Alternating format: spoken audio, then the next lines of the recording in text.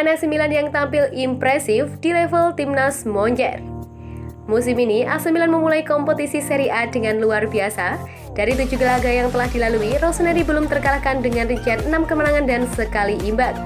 Kunci performa impresif ini tak lepas dari perkembangan para pemain muda yang semakin matang di musim ini. Performa apik tersebut membuat beberapa pemain AC Milan dipanggil timnas.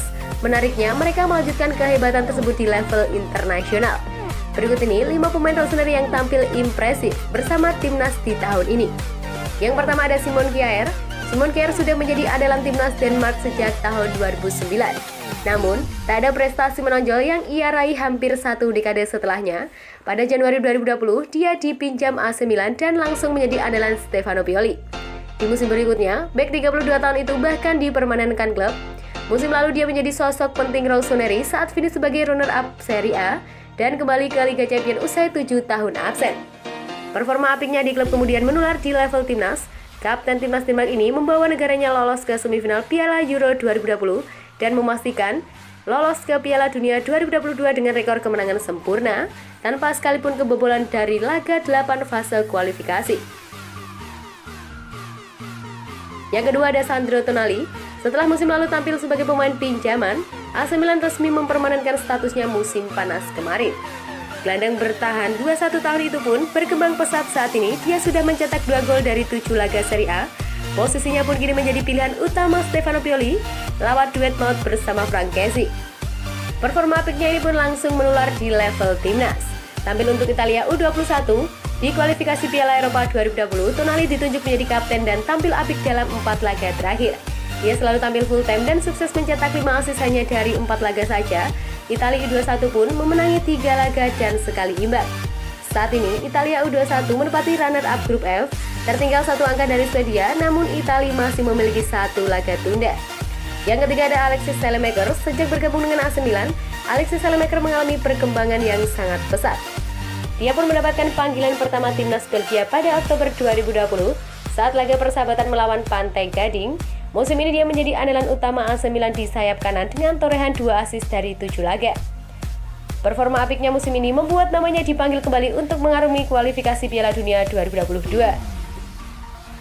Dia pun langsung membuktikan kapasitas dengan mencetak gol debut kala mengalahkan Ceko dan menyumbang 1 assist saat membungkam Belarusia.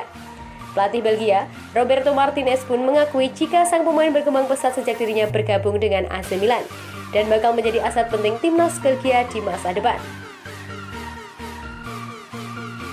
Yang keempat ada Rafael Leao. Setelah musim lalu performanya dinilai angin-anginan, musim ini Rafael Leao berhasil menunjukkan potensi besarnya lewat kecepatan dan olah bolanya yang luar biasa. Dia sudah mencetak 4 gol dan 1 assist di 9 laga di semua ajang. Penampilan impresifnya ini berbuah panggilan debut di timnas Portugal kala melakoni laga persahabatan melawan Qatar. Dalam laga tersebut, dia tampil menjanjikan dengan mencetak 1 assist. Dia kemudian menjalani laga resmi internasionalnya di kualifikasi Piala Dunia 2022 saat menghadapi Luxembourg. Meski hanya tampil selama 17 menit sebagai pemain pengganti, kualitas Leao diakui sebagai contoh bintang Portugal di masa depan. Selanjutnya ada Theo Hernandez. Musim lalu Theo Hernandez tampil sebagai salah satu bek kiri terbaik di Eropa bersama AC Milan. Dia sukses mencetak 8 gol dan 8 assist dari 45 laga bersama Rossoneri di semua ajang. Meski demikian, dia tak dipanggil untuk timnas Prancis untuk tampil di Piala Eropa 2020, padahal sudah dinilai layak. Musim ini performanya terus konsisten dengan torehan 1 gol dan 3 assist dari 7 laga Serie A. Laga debut di timnas pun akhirnya datang pada 7 September kemarin di kualifikasi Piala Dunia 2022 saat Prancis kandas Finlandia 2-0. Membuktikan Theo datang di laga semifinal UEFA National League saat menghadapi Belgia. Golnya di menit akhir babak kedua menjadi penentu kemenangan Prancis dengan skor 2-3. Di laga final, dia kembali menjadi pemain kunci Prancis lewat 1 asisnya dan berbuah kemenangan 2-1 atas Spanyol. Itu pun sekaligus menjadi trofi perdana Theo di ajang internasional.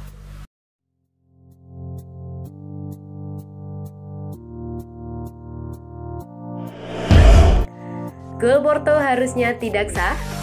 Gol kemenangan Porto ke gawang AC Milan dalam partai Liga Champions 2021-2022 pada Rabu kemarin harusnya tidak disahkan. Itulah penilaian dari mantan wasit Italia Graziano Cisari. Porto sukses memenangi liga ini dengan skor tipis 1-0. Gol sematawayang kemenangan Porto diciptakan oleh winger mereka asal Kolombia, Luis Diaz pada pertengahan babak kedua. Berkat hasil ini, Porto untuk sementara menduduki peringkat ketiga klasemen grup B dengan poin 4, sedangkan Milan terpuruk di dasar tabel tanpa meraih poin sama sekali. Gol Porto berawal ketika Mehdi Taremi dan Ismail Bennacer berduel di tepi kotak penalti. Taremi sukses memenangi duel ini dengan Bennacer akhirnya sedikit terjatuh. Para pemain Milan sempat memprotes keputusan wasit untuk mengesahkan gol ini, namun Briggs dan VAR tetap pada pendiriannya.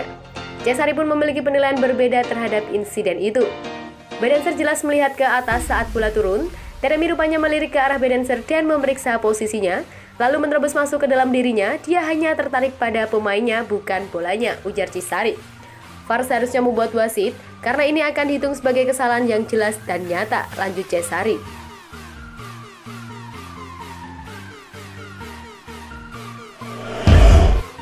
Moncada sang agen magis, kinerjanya di Milan tak ternilai. Direktur pencarian bakat AC Milan, Geoffrey Moncada, telah menjadi salah satu figur kunci yang membuat pembangunan raksasa daerah tersebut seperti sekarang ini. Rossoneri telah membangun inti muda yang kuat selama 3 tahun terakhir dengan sederet pemain berbakat seperti Theo Hernandez, Fikayo Tomori, Ismail Bennacer, Rafael Leao, Alexis Salmaker, dan Brahim Diaz untuk membantu membentukkan pilar tim yang juga disempurnakan dengan pemain-pemain berpengalaman.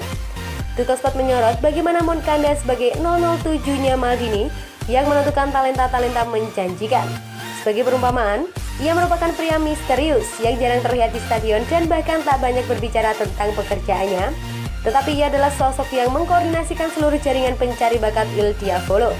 Kinerja yang ia lakukan begitu tak ternilai kepada raksasa Serie A tersebut. Dengan rekomendasinya telah mengarahkan pada identifikasi beberapa profil yang kini menjadi pilar penting di skuad Stefano Pioli seperti nama-nama yang dijelaskan sebelumnya. Dalam beberapa tahun terakhir, klub yang berbasis di Milano tersebut memang telah melahirkan bintang-bintang baru yang kebanyakan tidak dikenal sebelumnya. Pemain yang mulanya hanya berharga berapa puluh juta euro sekarang telah menjadi incaran klub-klub besar dengan nilai jual yang meningkat hingga berkali-kali lipat.